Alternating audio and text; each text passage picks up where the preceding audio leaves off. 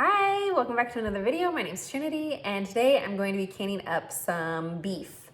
I have this about 5.5 pounds of chuck roast that I had in the freezer, and I decided that I wanted to try canning some beef. I actually have never canned beef, not ground beef, not anything, so I wanted to try. I have canned turkey and pork before, and chicken, but I have never canned beef. So this is a first for me, and I'm really excited to try it. That's about 5.5 pounds. So I'm guessing I'm hoping I get at least 6 jars of meat to can up. So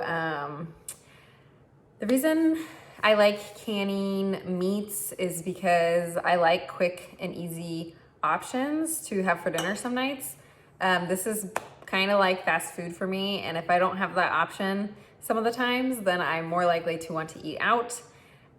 So it's really nice to have stuff like this on hand, and I'm really excited for this, for in particular maybe like tacos, taquitos, put it in soups and stews. It just gives me one more option to have on my pantry shelf. So we're gonna try this. This might be a really quick video, but I wanted to bring you guys along and show you what I'm doing. So let's get started. Okay, so canning meat is really easy. There's actually 2 ways you can do canned meats.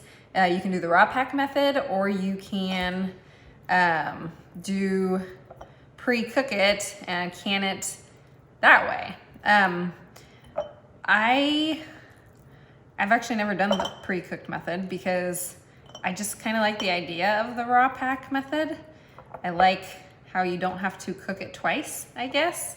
But I do want to try the pre-cooked method and see how I like that, see how the texture of the meat is. But for now, I'm just doing this because it's super easy, and meat is honestly one of the easiest things to can.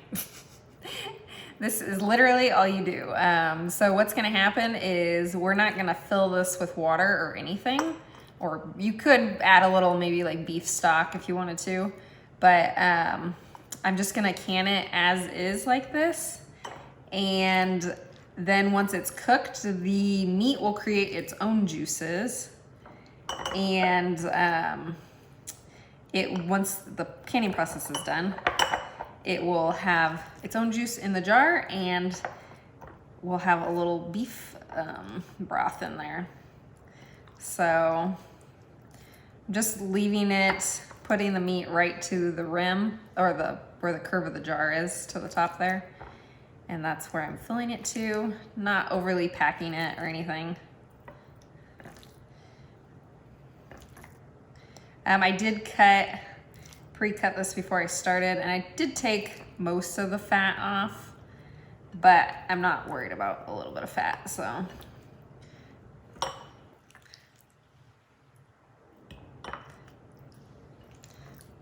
I have a feeling this is gonna give me 5 jars. I had a feeling it would, because it was about 5.5 pounds, and usually about a pound of meat can fit in these pint-sized jars. But that is, I might take one, put it in there. Okay, so there we go.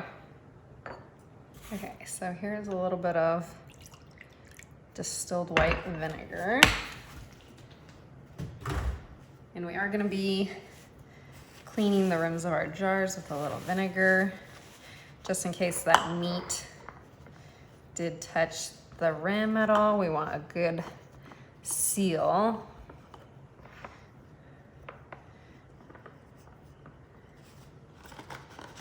Okay, we're just gonna add our lids. And then this extra vinegar is gonna go in the bottom of the canner, and I will show you that.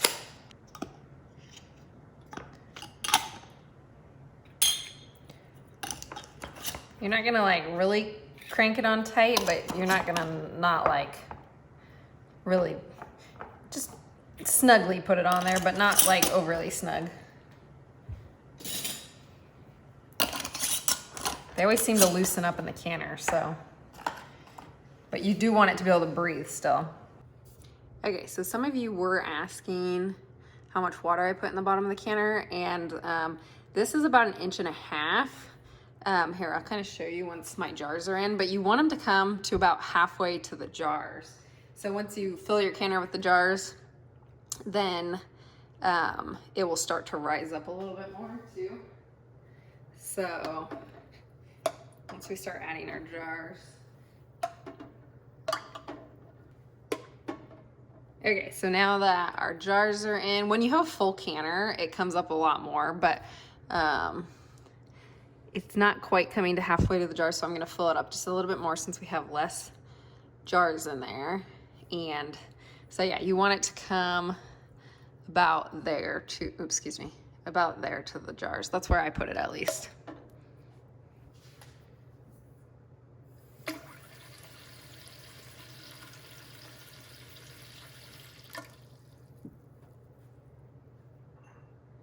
And then I am gonna be adding my vinegar to help with the hard water / fogging that happens on the jars. Okay, adding our lid. Everything in my canner is cold right now because the meat was cold and my jars are cold, so I'm letting everything come up to temperature at the same time. And you just wanna make sure your lid is really even on there. And then we're gonna tighten these down at the same time.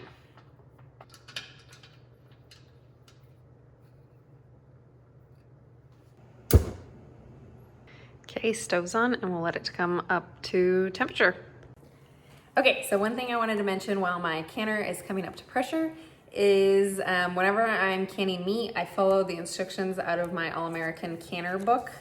And for chunks, cubes or chunks of meat, for beef, for pint-sized jars, it needs to go for hot or raw pack method, which we're doing the raw pack method. It needs to go for 75 minutes once my canner comes up to temperature. So what that means is once my canner comes up to heat, there's a little vent on the top of the canner. It's gonna steam for 10 minutes. Then we're gonna put our weighted gauge on, and then we are going to let our canner come up to pressure. And once our weight starts rattling and our gauge has come up to pressure, we are gonna set our timer for 75 minutes at that point, and then that's how long it's going to run for. And so I will bring you guys back and show you what the next steps when my canner comes up to pressure. So I'll bring you back when I'm doing that. Okay, so I just wanted to show you in my vent here that the steam is coming out, and I have set my timer for 10 minutes, and I'm gonna let this vent, and then once it's vented for 10 minutes, we are going to add our little weight here that we have that comes with the canner, and we're gonna put it, for my altitude, we're gonna put it on the 10 pounds of pressure. And I'll put that on once this vents for 10 minutes, and then it's gonna come up to pressure, and we're gonna set our timer for 75 minutes. So I'm gonna do all that, and I will bring you guys back when I'm pulling this out of the canner.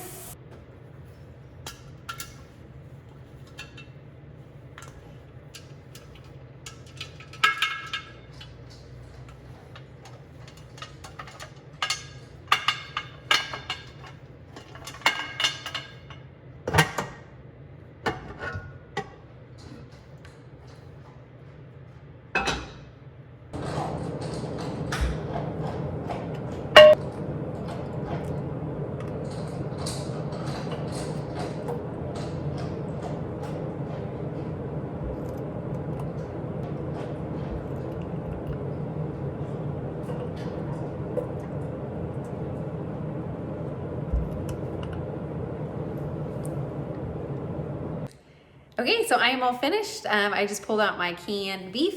I'm really excited to be able to use this in future recipes. So I'm just really excited to have this on my pantry shelf. And it's fun to kind of have something new on your pantry shelf that you've never tried before.